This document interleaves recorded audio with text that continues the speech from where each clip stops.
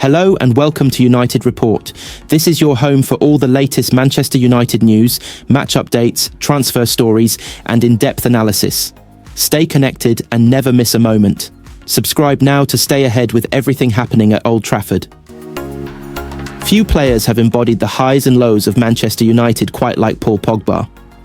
From a teenage prospect who slipped through Sir Alex Ferguson's grasp to a record-breaking return in 2016, Pogba's time at Old Trafford was a rollercoaster of brilliance, controversy, and unfulfilled potential.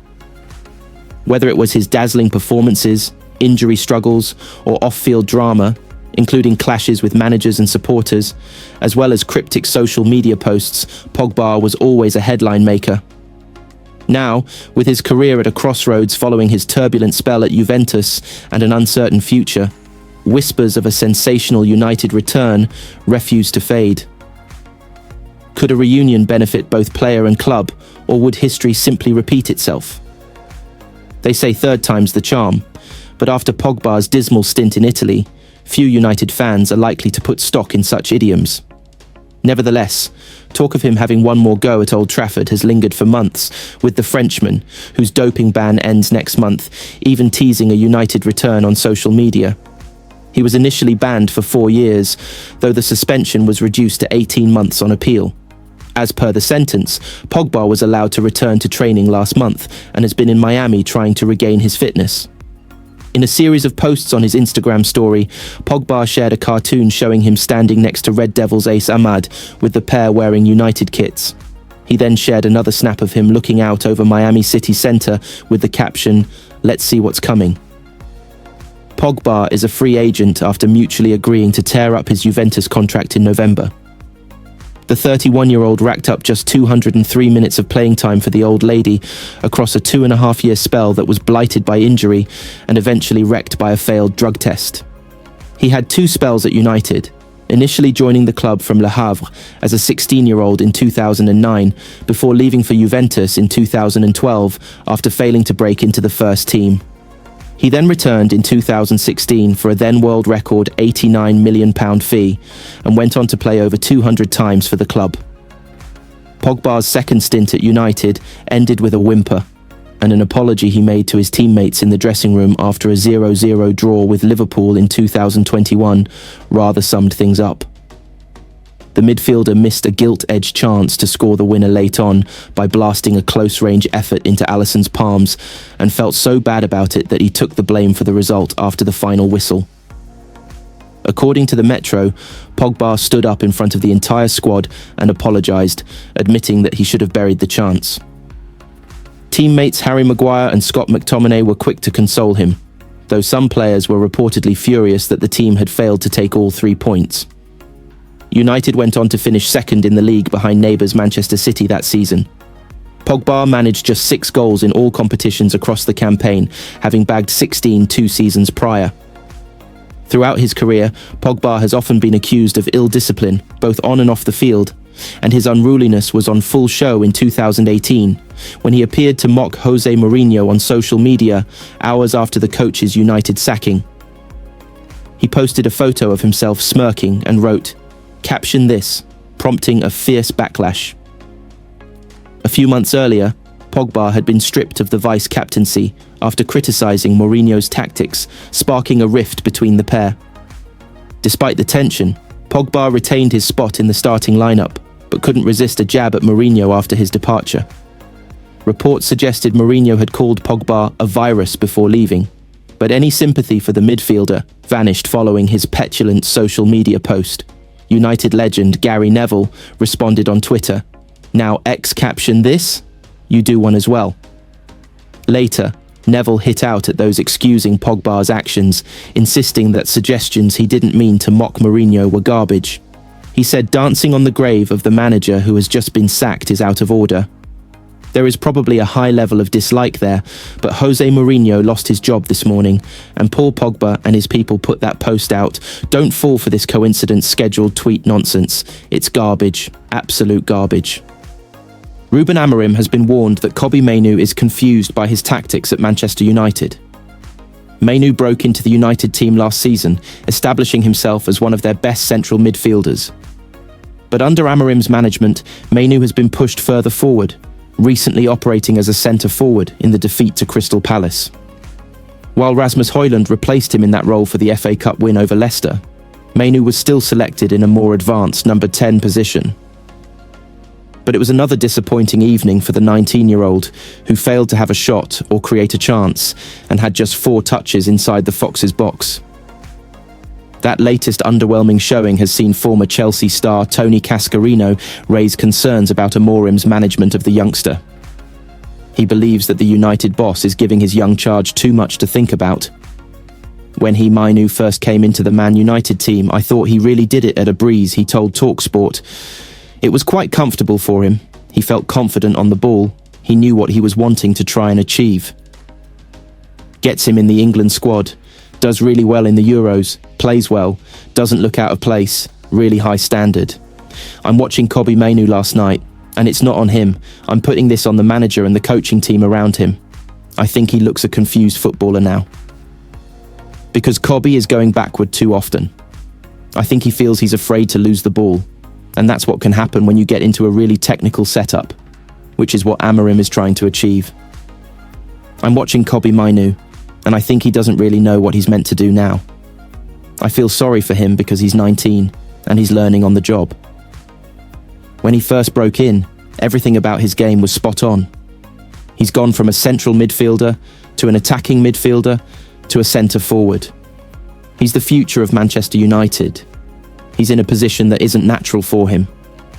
Questions about Amorim's use of Mainoo were raised after the defeat to Palace last week, but the United boss insisted that he had faith that the England star could be a success in his more advanced role. Today, we choose to play with Kobbie Mainoo, to use the characteristics of Kobbie. It's not nothing against Rasmus or Josh. And sometimes the team scores goals by creating situations to use the right characteristics, Amorim said after last week's loss. It doesn't mean if you play with 2 strikers, you are going to score more goals. So I think it's a problem for the team, and we have spoken about that all the time. We need to improve our performance in every aspect of the game, especially scoring goals. First things first, the Premier League loan system remains a blot on the competition's integrity. Clubs, supposedly rival clubs, should not be allowed to lend each other players. Teams are fielding players who have 2 paymasters from the same league. How can that be right? Teams are fielding players who cannot play in every match, who cannot play against certain opponents. How can that be right? So, I am one of the very, very few who think Aston Villa should not have been allowed to borrow Marcus Rashford. Buy him? Yes. Borrow him? No. But it is what it is. It is not going to change, and Rashford will, quite probably, make his Aston Villa debut against Spurs in the FA Cup. And after that, he will have little more than 3 months to take what really could be a final chance to get his career back on the path to greatness. And by greatness, I just mean great player. Not greatness in a Messi sense, not greatness in a Ronaldo sense, just a great player, because that is what he should be.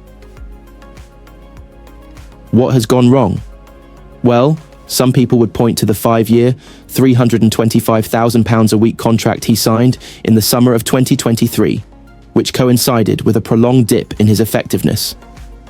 But who, since then, has been anything like effective in a Manchester United squad that has become unfit for purpose? Other people make sweeping assumptions based on the odd story of Rashford's social activities. If he has time off, is he not allowed to go and watch a basketball match in New York? And so what if you don't like his jacket? Perhaps there has been the odd time when he has not been ultra-professional, but that would be true of many Premier League players. They are only human. But of course, the criticism of his actual performances on the pitch brings valid negativity, even allowing for him being in a mediocre team. Rashford's impact over the past season and a half has been so limited that it is easy to forget what a fantastic footballer he is, and what a fine footballer he has been for both club and country. Rashford, 27, is well and truly out of the international picture right now, but this is someone who has won 60 caps and scored 17 England goals. That ratio might not sound overly impressive, but of those 60 caps, only 24 have been starts. They say, but he does not work hard enough. But there is still room in elite football for game changers who are not human dynamos. Whether that will be the case at Villa under Unai Emery remains to be seen. Whether or not the goodwill generated by the wonderful work Rashford did away from the pitch is still there, in significant amounts, is not clear. Like it or not, the way of the world is that people tend not to look far behind a player's personal wealth. But Rashford was a player whose journey and talent was rightly celebrated, even beyond the boundaries of club loyalty. And it would be nice to see him playing with a smile on his face again.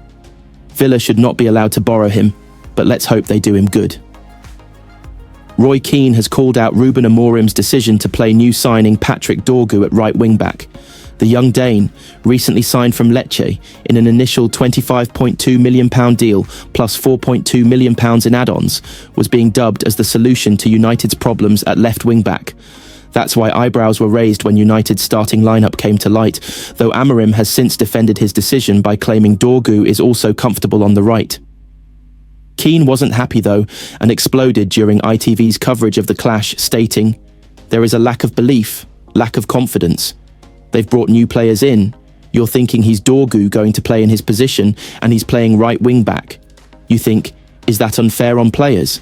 And you look at the urgency for the goal Leicester opener, it's given away cheaply, people not staying with their runners. I just look at it from United's point of view and think, my goodness, is this what it's come to?"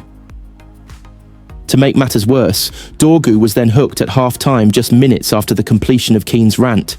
But the changes and introductions of Alejandro Garnacho and Joshua Zirkzee, who struck the leveller, helped flip the game on its head as Harry Maguire netted a controversial late winner. Speaking after the game, Amorim justified his shock usage of Dorgu. The Portuguese boss said, "He played a lot of times for Lecce on the right and the left. That's one of the characteristics we pay a lot of attention to. He was a little bit anxious with the first touch of the ball. This is a different league for him, different speed of the game, but he did well. He has pace, he has strength, and he is going to improve a lot. We as a team need to play better to help the new guy perform at the right level." If you have seen the history of Dorgu for his last team, he played a lot of games on the right, and we have to have wingers who can play both sides like Diogo Dalot.